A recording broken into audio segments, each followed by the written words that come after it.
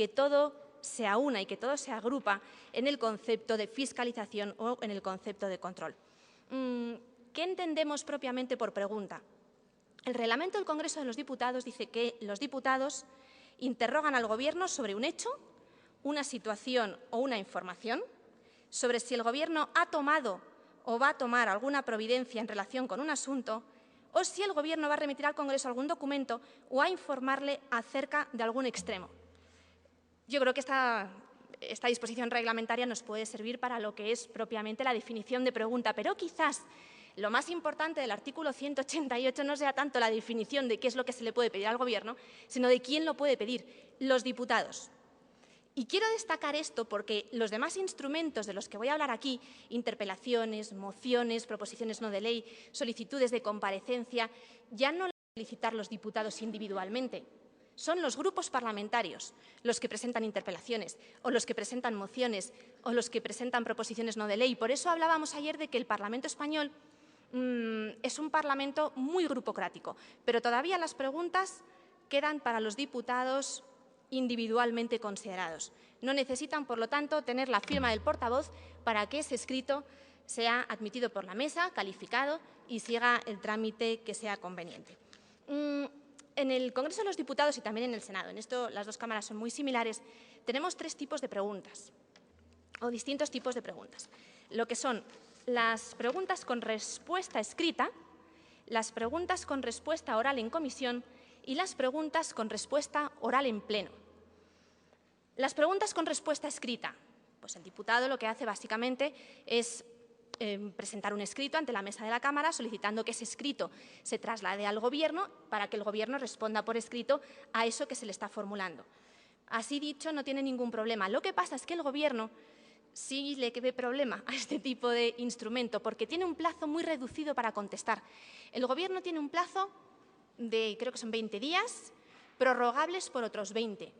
Y si en ese plazo de 40 días en total, entre el plazo inicial y la prórroga, no ha contestado, esa pregunta con respuesta escrita, en comisión, con respuesta escrita, se reconvierte en una pregunta con respuesta oral en comisión.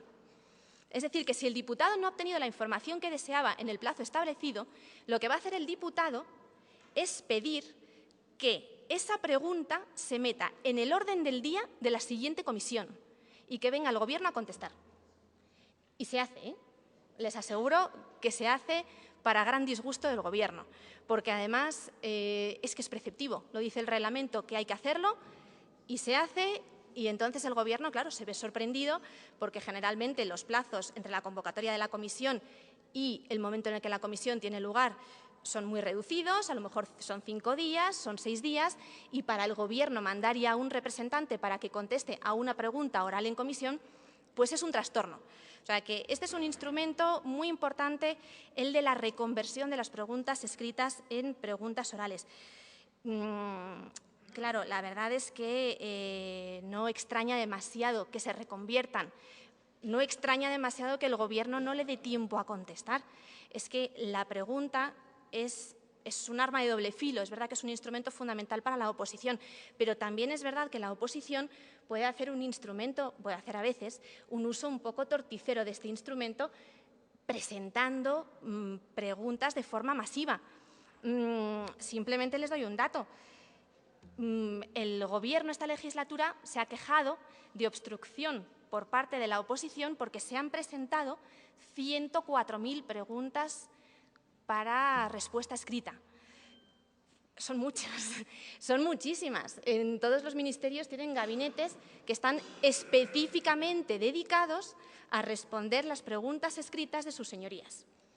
Yo comprendo que en determinados momentos pues, el Gobierno también se ve sobrecargado ante tantísimas preguntas con respuesta escrita. Y claro, si a todo esto hay que contestar en 40 días, pues es francamente complicado, así que luego viene la reconversión.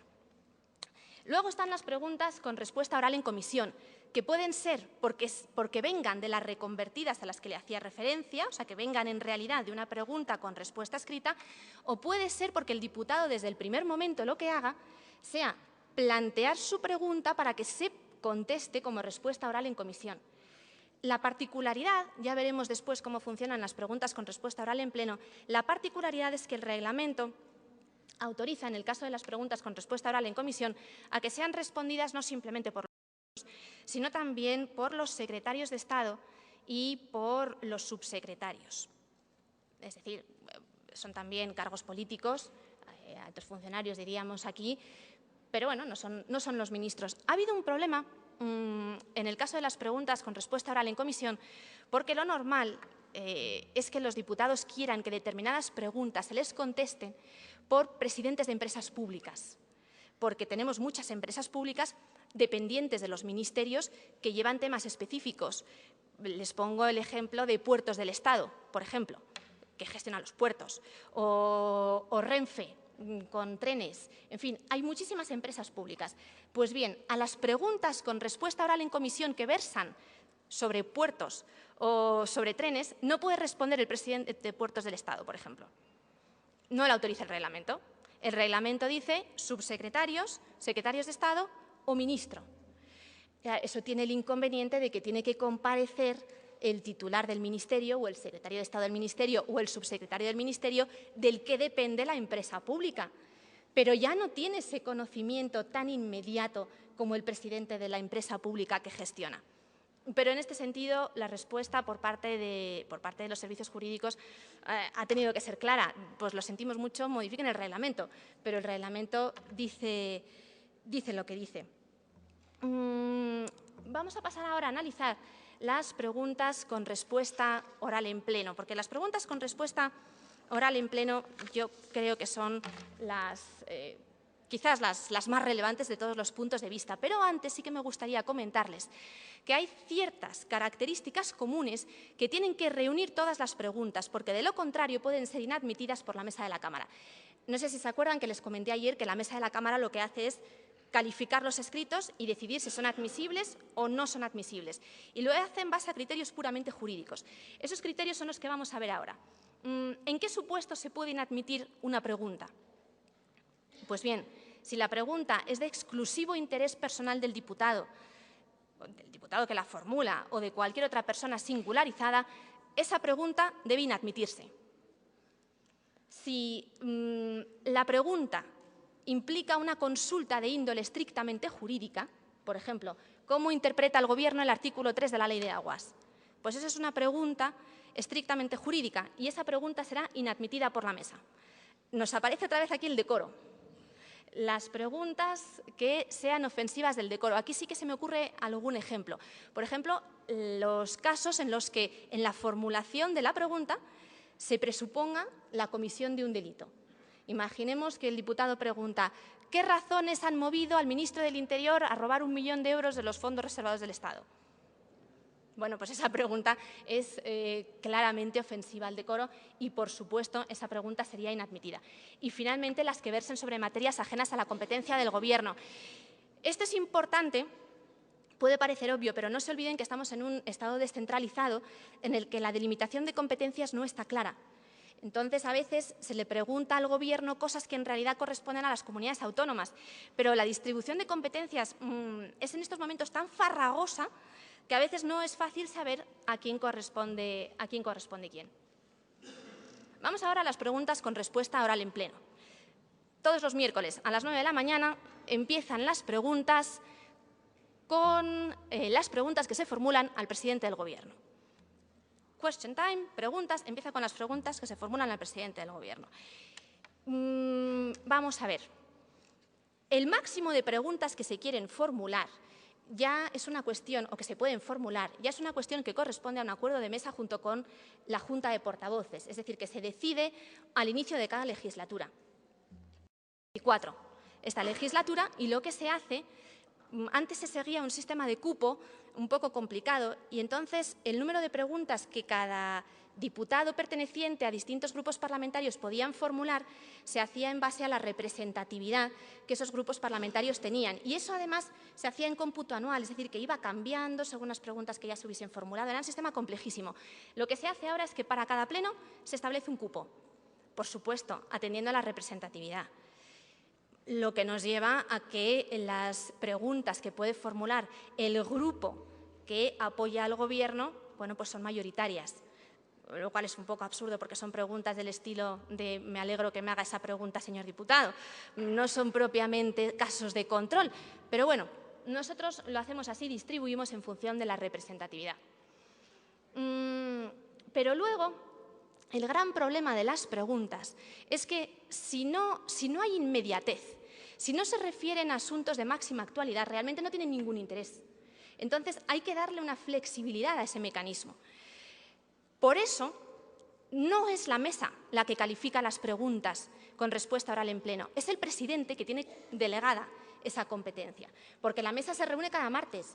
Si resulta que hay que esperar a que la mesa califique para que se incluya en el pleno de la semana siguiente, pues ya tenemos una pregunta de hace 14 días que no tiene ningún interés. Entonces, es el presidente el que el viernes anterior a la semana plena, a la sesión en la que se va a sustanciar esa pregunta, ya califica la pregunta. La calificación es casi automática, a no ser que se dé uno de los supuestos de inadmisibilidad que hemos visto antes. Y luego, aparte, hay cuestiones que también se pueden meter en el último momento, que son aquellas que afectan a acuerdos adoptados en el Consejo de Ministros de cada viernes. Lo normal es que el jueves por la tarde tengan que estar todas las preguntas planteadas y presentadas para que el presidente califique. Pero si resulta que el viernes, que es cuando se reúne el Consejo de Ministros, se adopta una decisión de especial trascendencia y se quiere hacer una pregunta sobre eso, se puede, porque encaja en ese supuesto. Una pregunta relativa a acuerdos adoptados en el Consejo de Ministros de cada viernes. O incluso, pongamos que el lunes anterior al miércoles en el que se va a sustanciar el control, pongamos que el lunes ha sucedido una tragedia, un terremoto en alguna localidad. Bueno, pues ese es un asunto de especial actualidad y, por lo tanto, entraría también en el orden del día del pleno del miércoles, aunque no se haya respetado el plazo inicial del jueves por la tarde, pero tiene que encajar en alguno de esos dos supuestos. Cuestiones relativas al Consejo de Ministros del viernes. Es un supuesto importante porque últimamente nos encontramos con muchas sorpresas, por desgracia desagradables, del Consejo de Ministros, y luego porque tiene que haber cierta flexibilidad para que en el Pleno se pueda preguntar sobre asuntos de especial actualidad. La tramitación de la pregunta son 5 minutos, nada más. Por eso las preguntas, de alguna forma, son tan seguidas también por la opinión pública, porque no se da el tedium contra el cual advertían los clásicos. Son muy dinámicas.